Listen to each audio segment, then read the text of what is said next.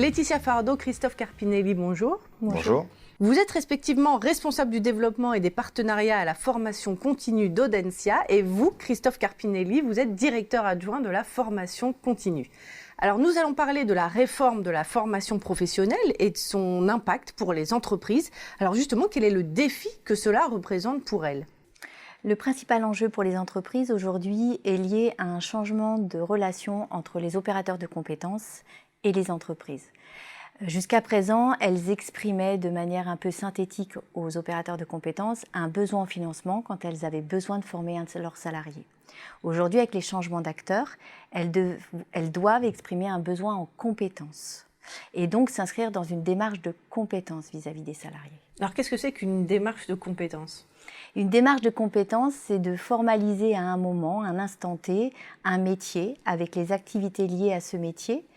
Pour réaliser et être en phase avec ce métier, il faut avoir un certain niveau de compétences, qui peuvent être des compétences de savoir-être et de savoir-faire.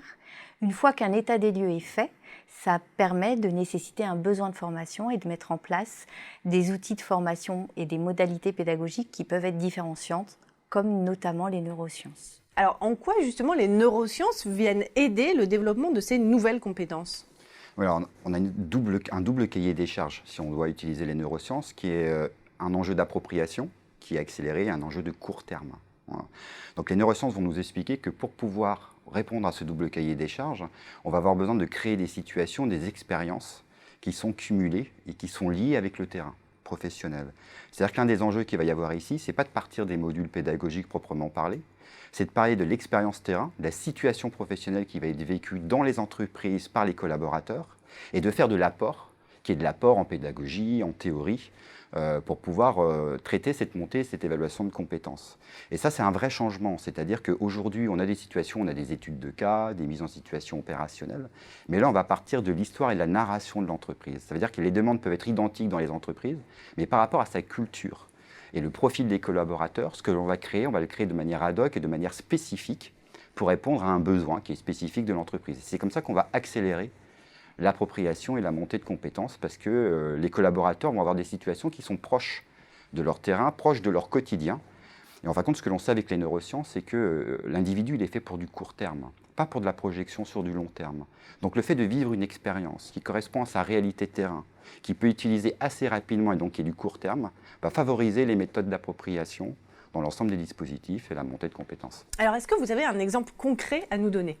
Oui, alors on peut prendre l'exemple des parcours d'administrateurs. Les parcours d'administrateurs peuvent être construits par module, donc module pédagogique qui répond à un besoin, finance, marketing, posture.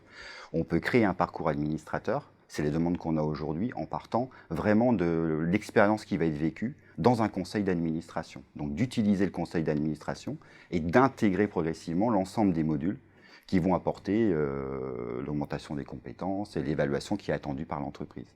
Ce qui nous permet de gérer la culture de l'entreprise et le profil des collaborateurs à l'intérieur du système. Et ici, on va utiliser 3 leviers qui sont importants et qui sont donnés par les neurosciences. On va utiliser un levier qui est cognitif, donc de l'apport. On va utiliser un levier qui est sur le comportement, comment ils vont se comporter au sein du conseil d'administration en termes de posture, d'assertivité. Et on va créer et on va aussi étudier un point qui est sur l'émotion, qui va venir apporter finalement dans l'ensemble du dispositif la 3e valeur qui permet les accélérations. Eh bien, merci beaucoup Laetitia Fardeau et Christophe Carpinelli pour cette analyse. Merci.